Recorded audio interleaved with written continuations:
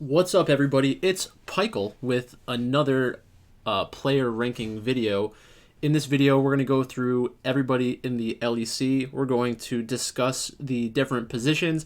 We're going to discuss how good these teams are, some of the changes that they've made, and hopefully it'll be somewhat quick. And then at the end of the video, we're going to compare the LEC teams. Well, not compare. We're going to put the LEC teams into a tier list with the LCS teams, and it's not going to be ranked in order. It's just going to be a tier list where some teams are in the S tier, A tier, B, C, D, and F. So, like I did in the LCS video, first I want to go through a disclaimer because I know that some people are going to be upset with some of the things that I say in this video. So let's just do that first. So disclaimer: yes, all of these players are better than me at League of Legends. But they don't necessarily understand it better than I do for a betting perspective. My goal is to provide information that will help people make smart decisions in regards to betting specifically. People pay me money to give them advice on League of Legends betting. Period. This means that almost all of the language I use will be relative, so the good professionals compared to the bad professionals. This doesn't mean that I think they're bad people and should be flamed. I can't believe I have to say stuff like that, but just some of the comments that I get blow my mind. And now let's talk about the player tiers specifically. So what is an S tier player? An S tier player is a player who is good enough to warp a draft or the league-wide meta. They can compete on the international stage and be a difference maker. A is top of their league, maybe meta-dependent, has well-documented history and performances, a known quantity. And like there is an argument to be made for some A players to be S players, B players to be A players. So generally, one tier up or down is like the margin of error that I'm looking for in general. B, can compete with A-level players but is more prone to large mistakes, may have S or A tier talent but not confident they will reach it. This is also a spot where you put a lot of the players who you don't know because the range of outcomes for their careers is just somewhat necessarily larger because we don't have as much information as them. So I'm not saying that in the objective reality their range of outcomes is larger. I'm just saying I can't know without additional information where I think they stand. C is a league average player, meta and draft dependent, will not reach S or A tier, which is part of the reason why B tier has some of the younger players. D is a below average player, but doesn't completely handicap their team. And then F is a bad player, hurts their team in general, and should be replaced. I don't have many F players. I could take stands on some people and put them in the F tier, but it's just not really necessary at this point. And maybe we'll get more people in the F tier this year. But we're going to do the LEC top laners first. So let's see. There we go. So we have 10 top laners, and we're going to go in. I put it under form, but it should be talent. Whatever. We're going to go in age order. So age. Adam is the youngest top laner in the league. I think this is important because Adam has shown that they can compete on an international stage, which is pretty impressive. Apparently, he's a very toxic person, which is bad. But in terms of League of Legends, he's a good player. There may be an angle to bet on Adam's future, think that he's a good player and understand that the public might not like him. But that doesn't mean he's a bad player, and there may actually be some betting ramifications for that. So if people don't like BDS because Adam's on it and they don't get a lot of money on them in general, then sportsbooks may try to juice the lines to incentivize people to bet on BDS. Just something to watch out for. Broken Blade. We've known Broken Blade for multiple years. Broken Blade has had good domestic success in North America and Europe, meaning not team-wide success, but is a competitive player. 21, so the second youngest top laner in the league. I think that people wouldn't really expect that based off of how long we've known Broken Blade as a professional player. Finn was very overrated when they left Europe to go to the LCS. I thought it was a horrible signing at the time, and I said as much for CLG. But they're not a bad player. It's just they weren't worth that amount of money, and it was just kind of insane that they did that. But a B tier player, I think, which is they can compete with the A tier players, and we've seen that in the past. Armut, very similar, 22 years old, a little bit older than Broken Blade. I think Broken Blade is better than Armut. from a talent perspective, I know that we've seen a lot of good performances from Armut. Armut might be an A-level player, but I don't think he could ever be an S-tier player. Broken Blade and Armut, I could see an argument going either way. I know this is my stance for now, but that might change in the future. I might try to consolidate that or reduce the gap between Broken Blade and Armut. Alfari is S tier. Alfari is the best top laner in the league. I don't think that's debatable. I think that his upside is carrying the game harder than almost anybody else can carry in this league. Adam has shown some flashes of that, but I think that still Alfari right now is the best, and it's difficult in these rankings because sometimes you have the younger player like Adam. He could string together a couple of really good years together, and then maybe him in 2 or 3 years is going to be as good, if not better, than Alfari is right now. But I think, especially with the team that Alfari is on, I think that it makes sense to put him in the S tier because it will look like that this year, I believe. Then we have Wunder. Wunder's been around forever, and people think that he's old, over the hill like Jankos. He is a little bit younger than Jankos, and he's a good player. There are a lot of memes around Wunder saying that he doesn't really care, doesn't try hard enough. I could see Wunder being in the A tier or the B tier. Actually, I think we should put Broken Blade in the B tier. This just makes more sense. So, Broken Blade, Wunder, Armut, somewhat similar. Hyrit, I think that they were kind of splitting time in the top lane, which was kind of insane. They were definitely better than the other top laner that Misfit used in the past.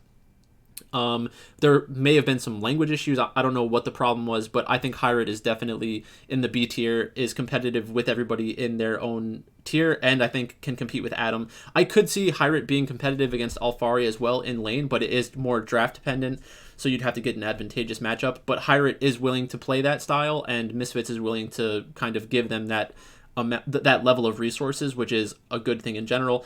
Genax and White Knight, they're both good players, but they're in the C tier. They're league average at best, and they're definitely draft dependent, definitely meta dependent. They do have good games. I think that if, like, as this list evolves and like I have more time to look at it in the future, I think that like Genax and White Knight would be pretty good in like the LCS, but the LEC is somewhat stronger than the LCS in that role. I do like a lot of these top laners in general. And then last but not least, we have Ottawamne. Ottawamne's been around forever, but is only a year older than somebody like White Knight. So White Knight we've only seen for a couple of seasons and has had good performances, but a player like Ottawamne, who's been around forever, has much more experience, has been a competitor on the international stage. That's all important in my opinion. Let's go to the jungle. So in the jungle, the youngest jungler in the league is Marcoon. I haven't seen much from Marcoon that I like. I know that when they brought in Marcoon and Advienne last season, it did help the team a lot. I think that they're a league average player most likely. I could see Marcoon going up to a B-level player. I don't see them being the best jungler in the league, and I don't see them being like an international star yet. I don't know. Yeah, that's really just the case. I don't have any other outside reasons for that. Zlatan, I've seen Zlatan perform at a very high level in the past. Another Polish jungler, and he did pretty well at EU Masters, and he was a carry for his team, and that's very important to see that from your player, because even if it's a tank meta or a jungle meta that you don't need your jungler to carry, you know that that's always an option when the meta switches back, or if there are counters to the tank meta with carry players like Zlatan. So that's very good. The problem is that he doesn't have a lot of experience in the league, so I'm putting him in the B level. He could go up to an A level, I think. Not sure how much higher past that point. Then we have Razork. Razork is a good player, not a great player. I do think that they're closer in talent level to players like Yoja than other people might think. Is a pretty good player overall. Was good on Misfits, wasn't great on Misfits. They were somewhat draft dependent for the first like year to year and a half of their career, but as time has gone on, they've kind of turned themselves into a professional League of Legends player, like someone who with lasting power, who's going to stick around for a couple of years probably. Next up is Yoja. Some people might want me to put Yoja in the S tier.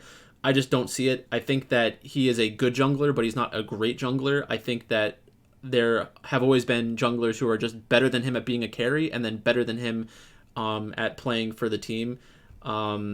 there aren't many junglers that I've gone through so far that I think are S tier. I think that the only S tier I have right now was Inspired, but Yoja is good. I don't have any problems with putting him up here. And then Malrong's coming over from Damwon Kia. Had some really good performances for Damwon when they were messing around with their roster. They had a lot of issues.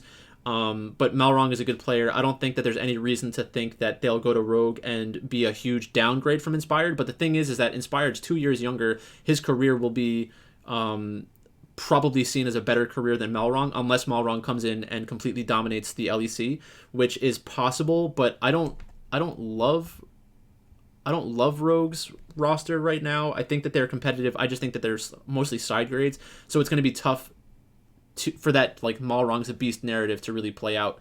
But they have the upside of being an S tier player, I think. And then Selfmade. Selfmade is the one that I was the closest to putting in the S tier. I think that last year Selfmade had a really rough year because their team was bad. This year, Selfmade's team is good. I think that Selfmade will be somewhat dominant this year and is going to look very good. Everybody else is going to like say, "Oh wow, Selfmade is so much better." It's not that he's so much better now. It's that his team is better and he's able to play to his level. When he was carrying for Fnatic, like he was, in my opinion, definitely better than Yoja and probably better than Inspired. But I want to see it again before I push him up into the S tier. Gilius, I think, is a league average player, which is not to say that he's a bad player. Gilius is a playmaker, and I always say this about Gilius. Having that level of responsibility is a big thing. He deserves a lot of respect. He's had some insane performances in his career, but he's not going to be an S-tier player ever again, and he never was. And he'll probably not be an A-tier player because I don't think he's able to get up to the level of Malrong and Selfmade or Yoja. So that's where he is. Syncroft, I don't know much about him. I don't have any hope that he's going to be a very good player. Zenzara, fun to listen to. He's a funny guy. Not a good player. He's a tank jungler, basically. That's his role. That's what he's good at. He's not going to complete, like, outside of winning the game through draft, you're not going to see gigantic carry performances from Zenzara for the most part. It's possible, just unlikely. And I'd rather have almost every other jungler in the league than Zenzara. And then we have Jankos. Jankos is always a very good jungler, deserves a lot of respect. I think that he has taken a step backwards. And I don't like his attitude in the sense that he constantly talks about being old, calling himself a boomer, saying that his skills are not as what they used to be. I don't like that mentality. I think that he kind of had to deal with that this offseason when G2 was making their roster decisions. I think he kind of had to convince himself to recommit to League, and maybe him and Caps can keep it going for this year, but I wouldn't be surprised if Jankos retired this year or next year. Like if G2 has a bad split, I could see him retiring. But a great player. He'll be remembered for decades. It's just kind of, it's funny, but it's true. Like we're hitting that stage where you can start thinking of these players in that way. Next up, let's go to the mid lane. So for Astralis, we have Dajor. He is the young Dajor. It's probably Dajor. He's the youngest mid laner in the league. He's going to have a lot of responsibility to make this team much better. They have a good top laner in White Knight. They have an okay jungler in Zenzara. Zenzara and Dajor are going to have to do really well in the early and mid game to create advantages because Kabe and Promise Q are not going to be that type of bot lane. So if Dajor is very good and he is a carry player, a true carry player, and can make plays all over the map and create an advantage in the mid lane and transition that into the side lanes, then they have a chance to be a competitive team. But you're asking a lot for an 18-year-old mid laner who's just coming into the league. But this is the kind of move that I like to see from teams. There were a few teams in the LCS who have just bad rosters and have no hope for the future. I don't think that Astralis is on that level. I think that Astralis would be somewhat competitive in the LCS. And I like the idea of building a solid team and then having the wild card in the mid lane of Dajor. Vetio had a good year last year. I think that the hype is a little bit too much around Vetio. I think he's a good player, not necessarily a great player. He's league average in my opinion for now because there are a lot of other players in this league that if they were going head to head, you would just kind of feel like the other player is going to outperform them. But I do think that Vetio can become definitely a B tier player and maybe an A tier player.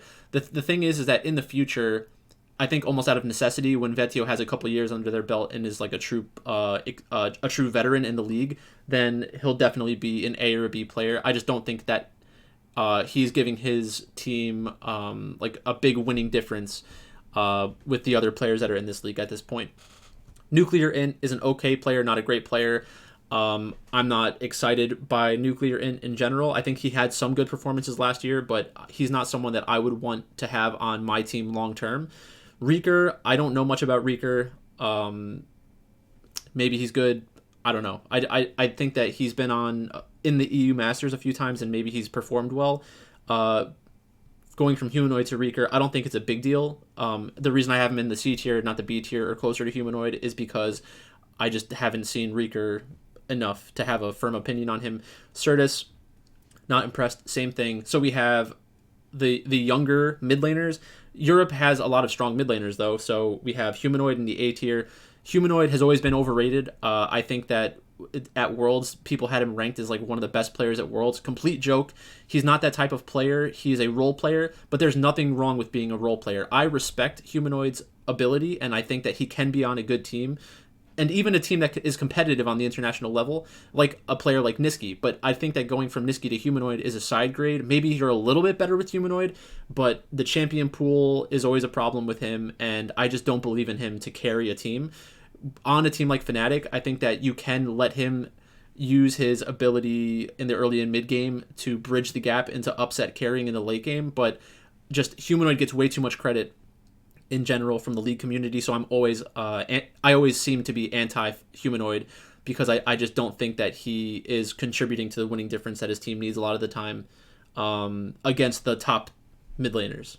Like his team can win against the top teams, but he is not the one causing it to happen. It's either a draft thing because the other team didn't play around his champion pool well enough or draft around his champion pool well enough. Then in the S tier, we have Larson, Caps, and Perks. Everybody who watches League of Legends knows that these three mid laners are extremely good. They can play the true carry style, and they are always making a gigantic difference for their team. So I don't really need to go into it much more than that because we all know these players are very good. Some people might have Perks lower than these guys, but Perks had a down year. I understand that. He had some eye issues. His father passed away at the beginning of last year. I think there was a lot of adversity he had to deal with. I love Perks, though. He's one of the best Western players of all time, and I think that when he goes back to the LEC, some people will question how good he can be, but on Vitality, this team is going to be insane, I think. A true super team. We've had some super teams in the West before that were like kind of good, but overhyped. I think that Vitality might legitimately be a real super team in the West, which is like hilarious, but we might actually be at that point. And then Nuke Duck. Nuke Duck is bad. He's a below average player. I would put him in the F tier, but he actually had some good performances at the end of last year, so I'm willing to not make him an F player yet. But he is basically he's one of my least favorite players in the league. I think that teams need to not play around guys like this. I get why XL might be doing it because they have a younger jungler in Marcoon, so you want the steady presence of Nuke Duck in the mid lane. You have Patrick and Advienne, who will be able to carry a lot of games because they play a slower conservative style, and Finn might actually fit well into that. So they're probably going to play more like Origin did in the past, Origin and Rogue, like that slower style from a few years ago. That's what I expect from XL. Let's go to AD carry. So first up, we have Carzzy.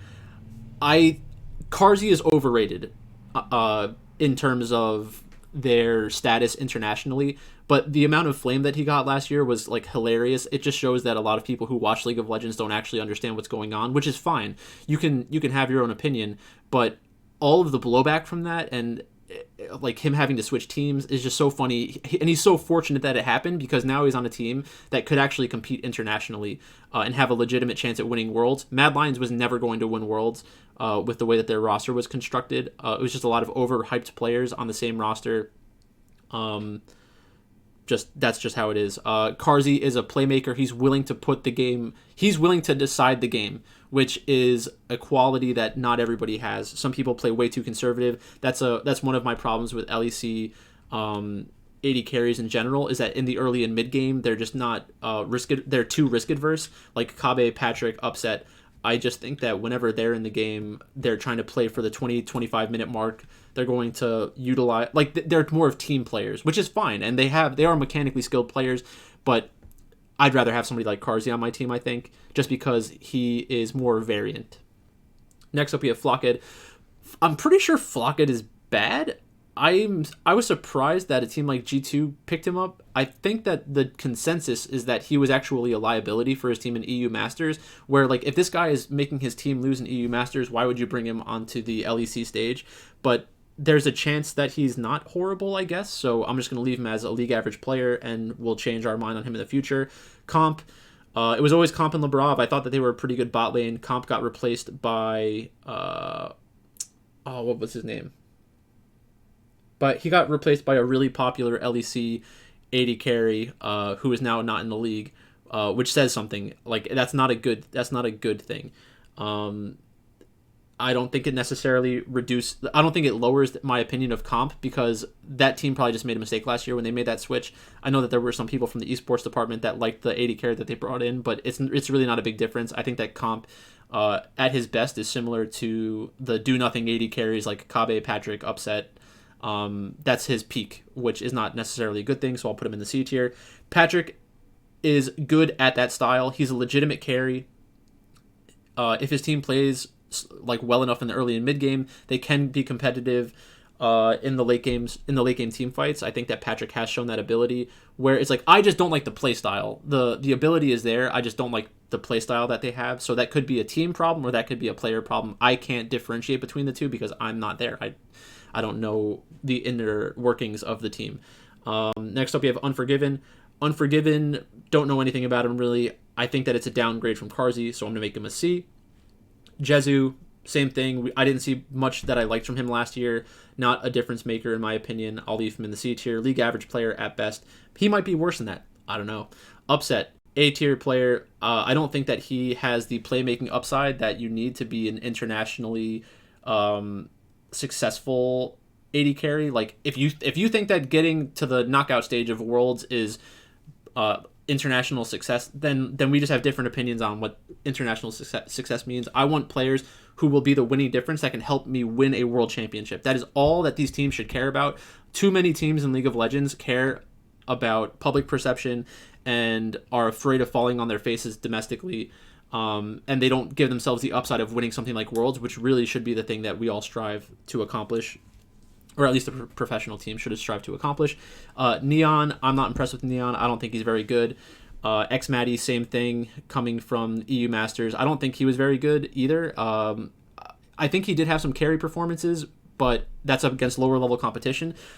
So I want to see what that looks like in the LEC before I'm willing to move them up into the B tier. And then we have Kabe. So, like I said before, we have Carzzy, who is a playmaker, I think is my preferred playstyle out of these players. Then we have Upset, who is better than Patrick and Kabe at their type of playstyle, which is a slower playstyle. And then we have everybody else. We just need more information about them. So it's going to be tough to differentiate between them in the beginning. And maybe you have opinions about them. Go ahead, tell me what I'm wrong about with those AD carries. It's just I cannot have a different opinion on those players yet. And then in support, it's really tough to distinguish supports, because a lot of the time they are tied to their win record, because unless they're a true playmaker, it's just tough to kind of see them stand out in a game. And a lot of the time they look bad according to the public because they're dying a lot in losses, but a lot of that has to do with their team just being in a losing game. So then we have Mursa, I don't know, Labrov, good enough player. I think that they're definitely league average, and league average isn't some kind of big indictment of their ability. I just don't think that he necessarily has a gigantic upside. If you told me a year or two from now Labrov is still in the league and is a playmaker and doing really well, I wouldn't be completely shocked, but I need to see more of it before I can move him up or down. Targamas, I think that they're another player from EU Masters. I don't know, not impressed. League average player in my opinion. Then we have Trimby, Kaiser, and Limit. I think that they're all relatively similar in terms of ability. I think that Kaiser had better performances because their team was just better in general than the other teams. Trimby had a pretty good Worlds performance, I think. Being next to Hans Sama is very helpful, though. He isn't necessarily a one-trick, but he is very good at Rakan. Kaiser has a lot of interesting opinions on the game and is a smart player. I just don't think that he's really, like, the best level of playmaker, which might change, but probably not. Limit is interesting because he, like, legitimately carried Schalke in a couple of their matches last year, which was very impressive. So we know that he has it in him to, like, completely change a series. So I think you kind of have to put him in the B tier. Treats is just like a what's it called? Like a journeyman. Like, he goes from team to team. He's not horrible, but at best he's a league average player. I just don't see him being much better than that. Hillsong, I think Hillsong is probably the best support in the LEC still because he has the upside of completely taking over a series. He is a great playmaker. He does die a lot in some of their games, which makes it seem like he's horrible or something, but overall just a very good player. He'll be remembered as one of the better supports from this era in the LEC. Promise Q, not impressed, period. Advienne had a lot of good performances last year, and really helped turn around XL, I think, at some point, but I don't know if there's much more outside of that. So I'm willing to say they're a little bit above average, and maybe their team is holding them back. But that's all I have for the individual players. So let's go to the global rankings. So the global rankings, what we're going to do in this part of the video, the disclaimer and everything, that's not relevant to what we're talking about now. I just wanted to kind of break away from that screen. In this part of the video, we're going to look at the odds for the different teams to win the league, and then we're going to sort them into tiers. They're going to be around teams from the LCS. I'm going to try to, like, match them up so that in the future I can use this as a starting point for global rankings. But right now it's just a global tier list. So we have first up we have BDS. So BDS has Adam, Syncroft, Nuclear Int, Xmatty, and Limit. I don't think that this team has very good upside. They're projected at plus 6,700, which means if you bet $100, you can win $6,700. That puts their implied win rate at 1% to win the league. I think that's probably about right. I don't see them being super competitive with a lot of the teams at the top of the league for multiple reasons. I think that Adam has good upside. Syncroft, I just don't know enough about the player, and I'm skeptical that they have a very high upside. Nuclear and Xmatty, they have some good EU Masters performances, so if you're arguing that EU Masters is a good like scouting place for talent, maybe Adam, Nuclear and Xmatty can make something happen. I doubt it. But they do have Limit, and Limit is a legitimate support. Oh, and the global tier list, I should have put this in that other slide. But for the global tier list, it's basically F has no future. They're not building something in the future. There's no theoretical timeline where they end up being good, even domestically. D tier is mid-level domestic. C is competitive domestically, meaning they have like a somewhat legitimate chance of winning the league. B are domestic winners and international qualifiers, because, like, if you qualify for internationals, you're most likely going to be somewhat competitive domestically. A is competitive internationally, meaning that you actually stand a chance of beating some of the better teams from around the world, not necessarily being the favorites in those matchups, but just being competitive with them and not getting completely embarrassed. And then in the S tier, we have Worlds Contenders. So these are the teams that I think have the best chance to make the semifinals, make the finals, potentially win Worlds. And I'm going to try to limit the number of teams from each region that I put into this level, because at most you should really only have like 8 to 10 teams like this globally at the start of the season. There are a lot of question marks surrounding these teams, but you kind of have to plant your flag and take a stand.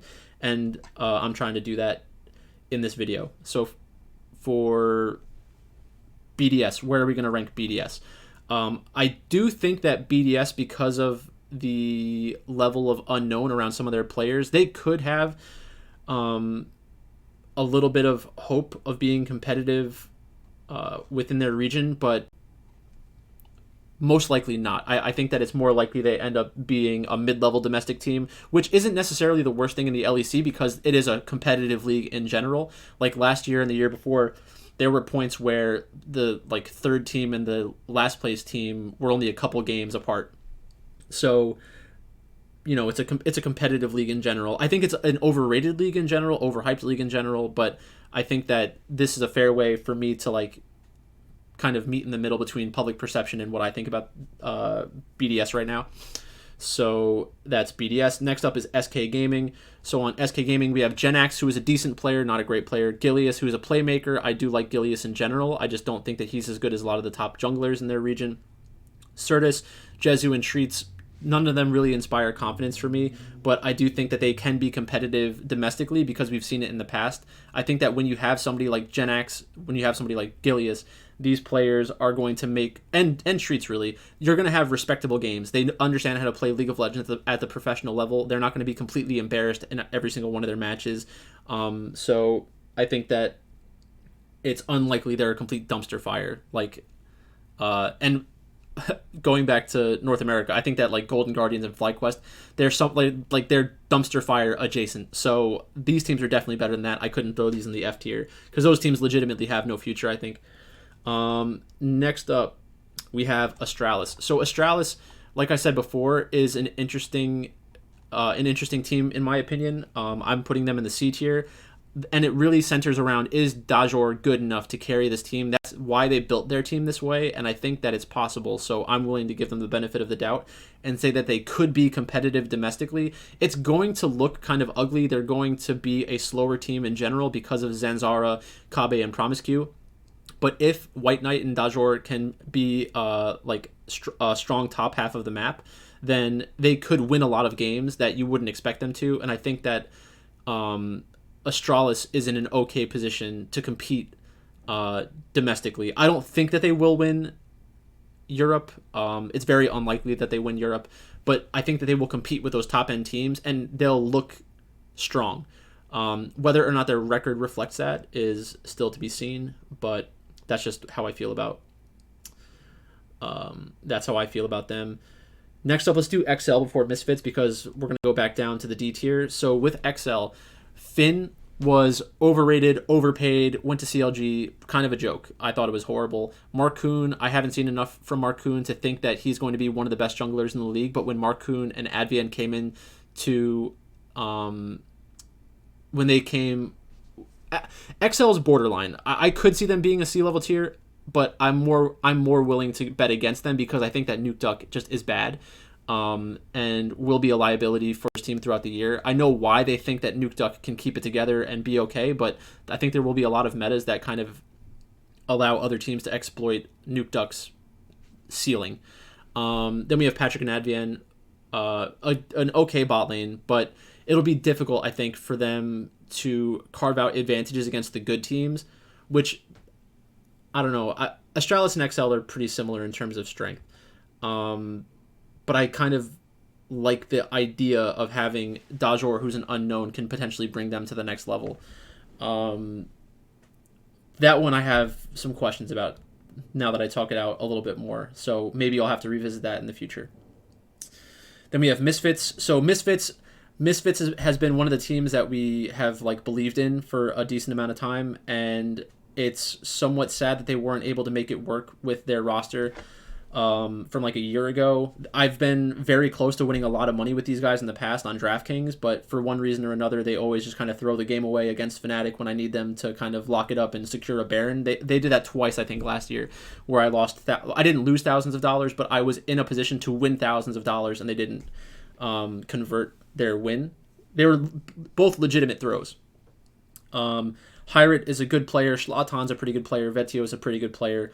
Neon, I'm not a huge fan of Neon. Mursa, I don't know anything about Mursa. So I think that they will most likely be competitive at best, but I don't think that they're a very good team. I'm pretty sure there's it's a 2-team race in Europe, but I'm throwing them in the C tier, which is just competitive domestically. It's almost... The playoffs are going to be competitive in Europe. So all these teams who are making the playoffs are going to have relatively close matches, I think. Oh, let's catch up on the odds. So BDS 6,700, SK 6,700. Astralis is plus 5,100. So if you bet $100, you get $5,100 back. That's a 2% chance of winning the league.